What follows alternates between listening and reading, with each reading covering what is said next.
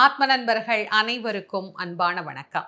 நம்முடைய ஆத்மஞான மையம் யூடியூப் சேனல்ல தொடர்ந்து நம்ம பல பதிவுகளை பார்த்துட்டு இருக்கிறோம். அதுல ஒன்றுதான் யாம் இருக்க பயம் ஏன் அப்படிங்கிற ஒரு அழகான பதிவு.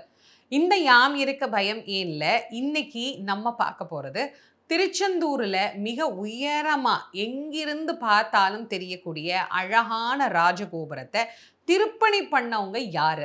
எப்படி அதிசயமா இந்த கோயில திருப்பணி பண்ணாங்க? அப்படிங்கிற தகவல தான் இன்னைக்கு இந்த பதிவுல பார்க்க போறோம். வாங்க. ஒரு ஊருக்கு போறோம். அந்த ஊர்ல ஒரு கோயில தரிசனம் பண்ண போறோம் அப்படின்னா, ரொம்ப ஆவலா, சந்தோஷமா அந்த ஊருக்கு போவோம். அந்த கோயில நமக்கு முன்னாடியே, அதாவது அந்த இடத்துக்கு போய் சேர்றதுக்கு முன்னாடியே தூரமா நம்ம கண்ணுல பார்த்தோம்னா, அது இன்னும் நமக்கு ரொம்ப சந்தோஷமா இருக்கும். இந்த கோயிலுக்கு தான் நம்ம போறோம் அப்படின்னு. இப்படி ஒரு சந்தோஷத்த தரக்கூடிய ஒரு ஊர் தான் திருச்செந்தூர்.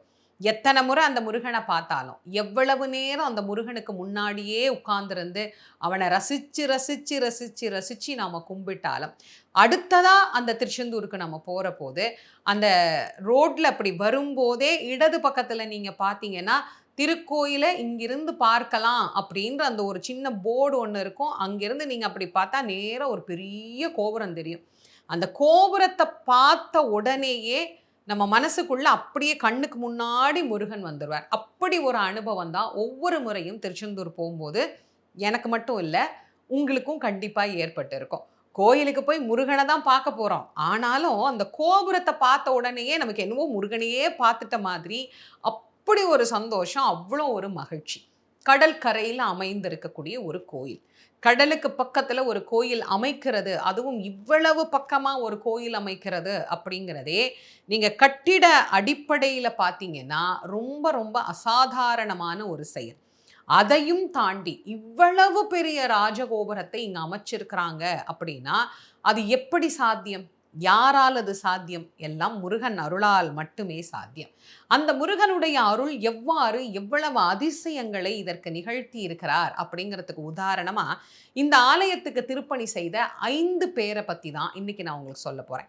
ஒரு கோயிலுக்கு போறோம். அந்த கோயில்ல இறைவனை வழிபாடு பண்றோம். அதோட நம்ம நிறுத்திடுறோம். ஆனா, அந்த இறைவனை இவ்வளவு அழகா நம்ம போய் வழிபாடு பண்றதுக்கு காரணமானவர்களையும் கொஞ்சம் நன்றியோட நம்ம நினைச்சு பார்க்கணும் இல்லையா?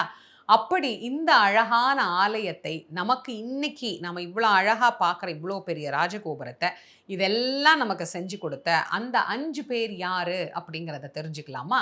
மௌன சுவாமி, காசி சுவாமி, ஆறுமுக சுவாமி, ஸ்ரீ வள்ளி நாயக சுவாமி, தேசிகமூர்த்தி சுவாமி. இவ்வளவு அழகான, அற்புதமான இந்த திருப்பணியை செஞ்ச இந்த 5 பேரும் எவ்வளவு அதிசயத்தோட செஞ்சாங்க அப்படின்னு கேட்கும்போது தான் நம்மளை ரொம்ப ஆச்சரியப்பட வைக்குது.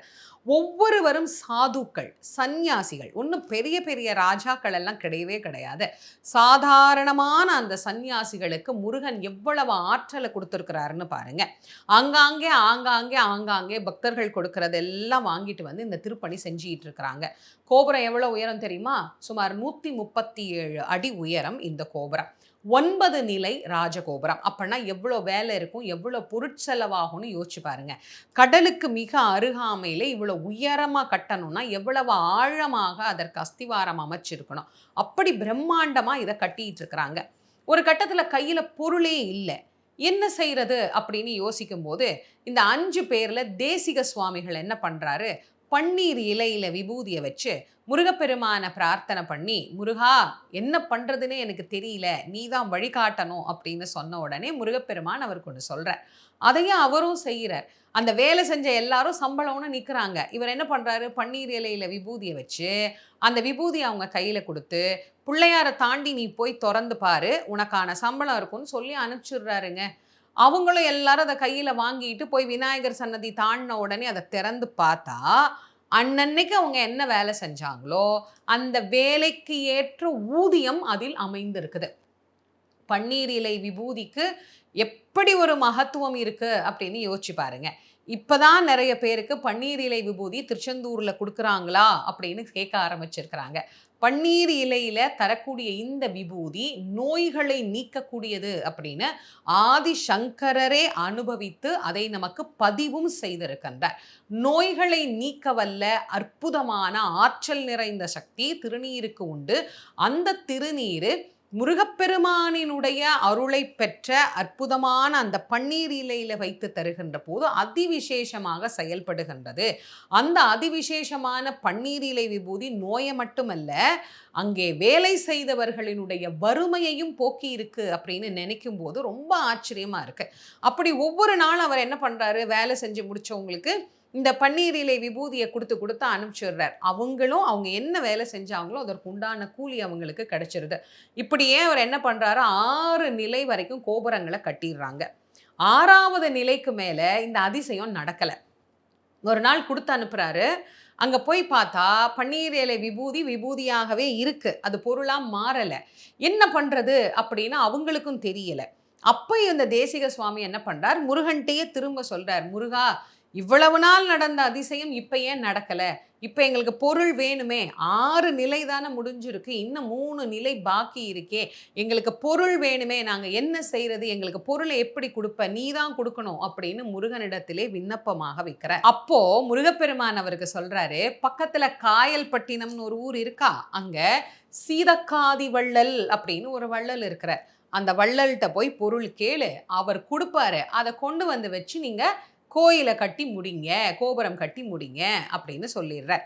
இவர் இங்கிருந்து புறப்பட்டு போய் அவரை பார்க்குறார். அந்த சீதக்காதி வள்ளல் என்ன பண்ணுறாரு, ஓ திருப்பணிக்கா, தோ ஒரு மூட்டை உப்பு இருக்கு, எடுத்துட்டு போங்க அப்படின்னு சொல்கிறார்.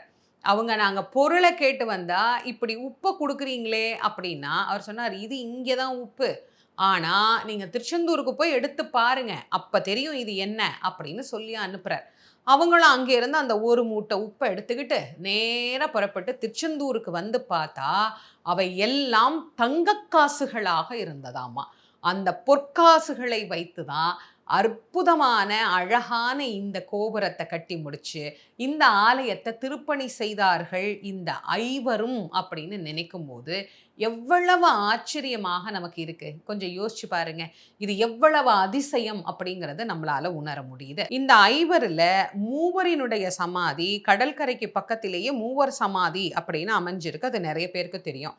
4வதாக இருக்கக்கூடிய ஸ்ரீ வள்ளிநாயக சுவாமியினுடைய சமாதி எங்க அமைஞ்சிருக்கு அப்படின்னா, திருச்செந்தூர் கோயிலுக்கு நாம நுழைகிற போது, அதாவது ராஜகோபுரத்தினுடைய வடக்கு வெளி பிரகாரம் வழியாக கோயிலுக்கு உள்ளே நாம் நுழைகின்ற போது நம்முடைய இடதுகை பக்கம் புதுசா ஒரு ஆர்ச் கட்டியிருப்பாங்க. இடதுகை பக்கத்திலேயே வள்ளிநாயக சுவாமியினுடைய சமாதி அமைந்திருக்கிறது.